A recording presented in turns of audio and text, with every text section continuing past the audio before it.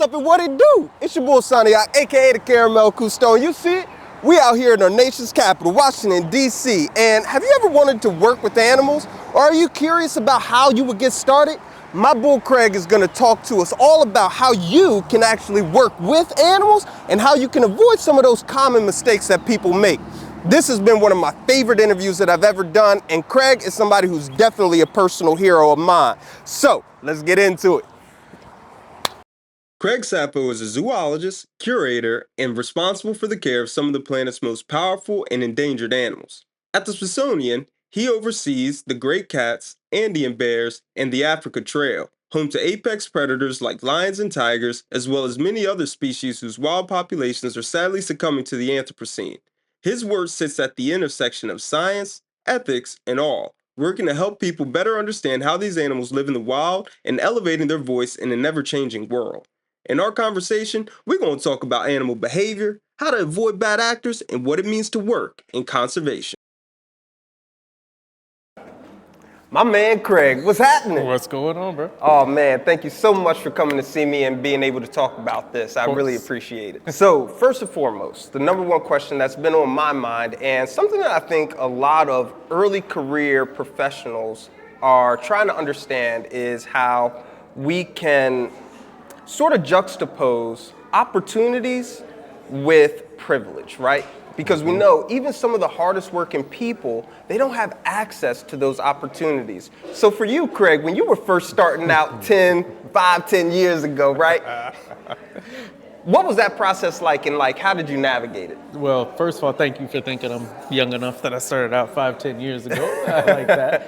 The first thing that I would say is any young person, especially a young person of color, don't be shy. 90% of us who get into this field are already shy. We don't love people. That's what we love, animals. Yeah. Get over that. Get over that and get yourself out there to the point that you can go up to somebody and say, "Hi, my name is, and I love animals." If you start to express that you're interested in this field, do it with everybody that you can, every single zookeeper you meet. Eventually, you're gonna meet the person who potentially gives you an opportunity or gives you insight into how to get an opportunity. Whether it's, hey, look at our website, hey, do this. Make sure they know your name. Make sure they've heard who you are. So introducing yourself to me is the big thing. People will always tell you, apply for internships. Of course, apply for internships. Of course, do all of that stuff. But really make an effort to put yourself out there and get to meet these people. So internships, you're like, that's the bare minimum. Of course you do that.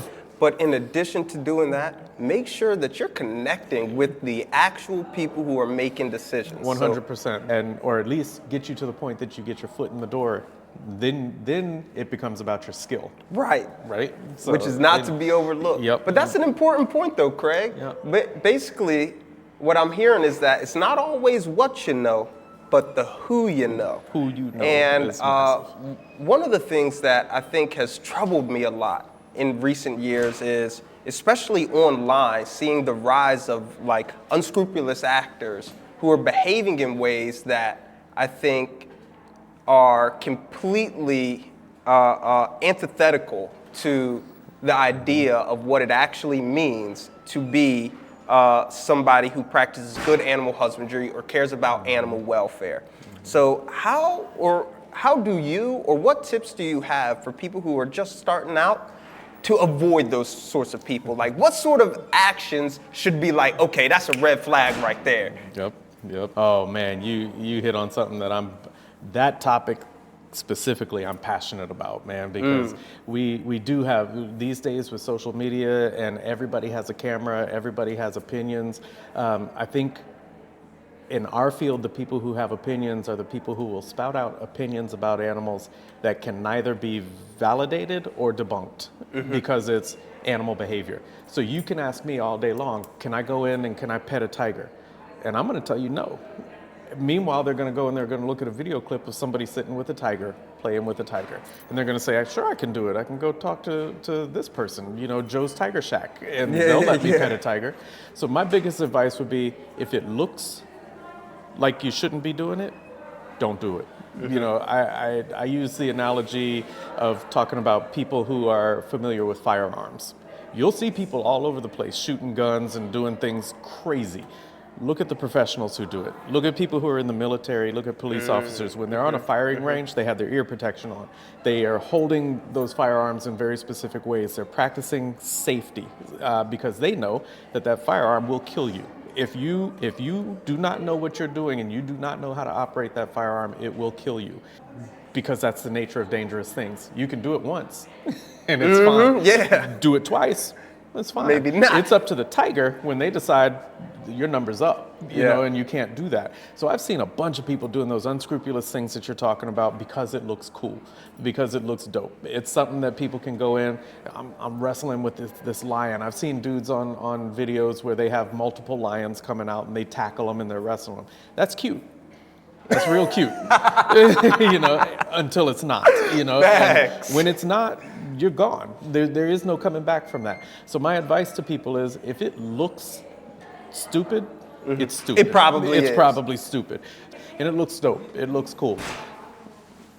But I guarantee, I mean, 31 years. Cool till the claws come out, right? Exactly. And at 31 years, I still have all 10 fingers. Yeah, I got there we all go. my toes. There I we got go. all my limbs. All right. I've never been attacked by a lion. You said 30. How many? 31. Oh, but you know, only 32. So I'm only 32. So I was born in the zoo, baby. All Ready right. to rock. But, all right. But yeah, we, I was fortunate that I had the people guiding me on what not to do, where to learn the right ways to do it and the wrong ways to do it.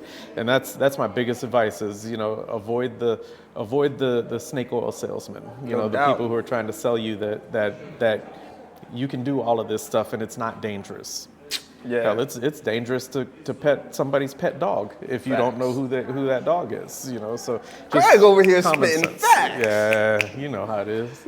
Now, the last question I had for you, and this is a question that I personally don't think I've ever even asked you before. So I'm interested in what your answer is, because I think I've had an answer that I've put on you, but I don't know if that would be your answer. So what is one project that you would say that you are most proud of, or something that you've done that you're like, this is the coolest thing that I've ever done? Man, there's a lot. That's the beauty of this field, man, is that you know it yourself. I mean, everybody who's here knows this field gives you magic moments, like almost every day. You know, there's something new that happens, so it's always cool. But man, my coolest experience has to be when we had our first litter of cheetahs born. You know, that was a culmination of years of work and years of learning, you know, and it was, in our specific case, again, taking you back in that time machine, you're talking about when I came into the field in the mid-90s, we were struggling to breed cheetahs in this field. We just couldn't figure it out. To the point that we almost got to the point that we started not keeping cheetahs in zoos because we just weren't breeding them well. One of my bosses, the first supervisor that I actually had coming into the zoo was a black man. And he, you know, again, that piece of luck in coming into the field, and you know, you bump into the right people. When that professor guided me into this field, you know, through the next series of events, she happened to get me lined up with an internship that came right into our cheetah section of the zoo. And at that time, our cheetah section had just hired a brand new biologist to come in to work, and it was this black man, Stuart. And Stuart took me under his wing.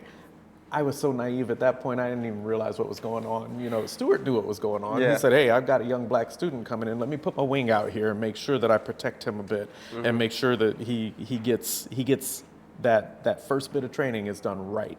And he did it. And by training being done right, I know I'm bouncing on topics here, but you got me going.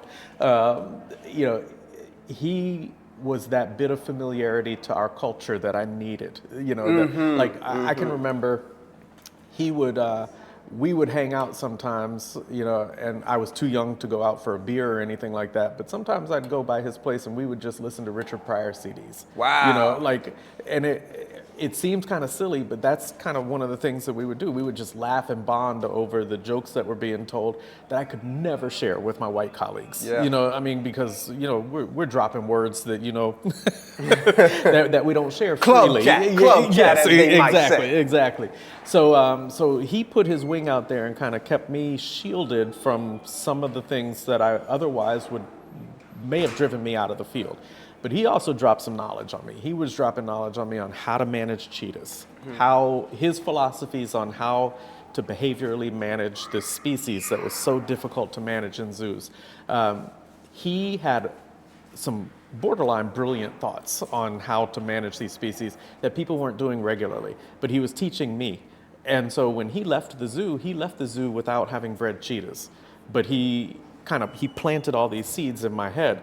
I think it was 3 years after he left the zoo, we got the right cheetahs in, and I put into effect the lessons that he taught me. Wow. And that culminated in breeding 2 litters of cheetahs before people were breeding cheetahs like crazy.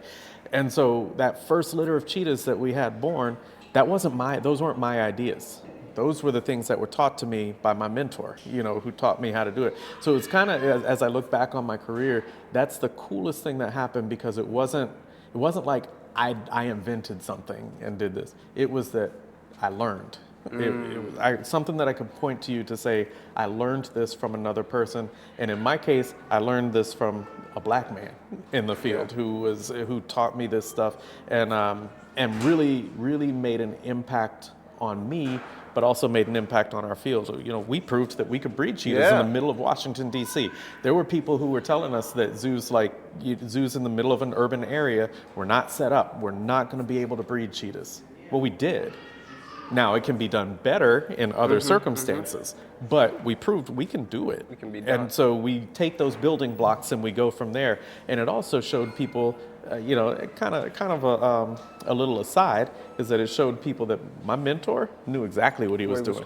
He didn't breed the cheetahs himself, but he taught the next generation how to do it. And so that's where I get a lot of my... Ooh, I got chills. Yeah, from that. it also kind of makes me feel like I owe it to the next generation to impart the things that I've learned and to make sure they know that it's not about me bragging about my wisdom. It's about I've learned from all these people, Stuart included, how to do this. So let me share that knowledge with you, because you're going to be charged with showing it to the next generation. Right. And you know, I hope you have some success somewhere that's even close to that bit of success that Stuart let me have. So that's got to be the single coolest thing. I mean, that's a lot cooler than anything I got going on.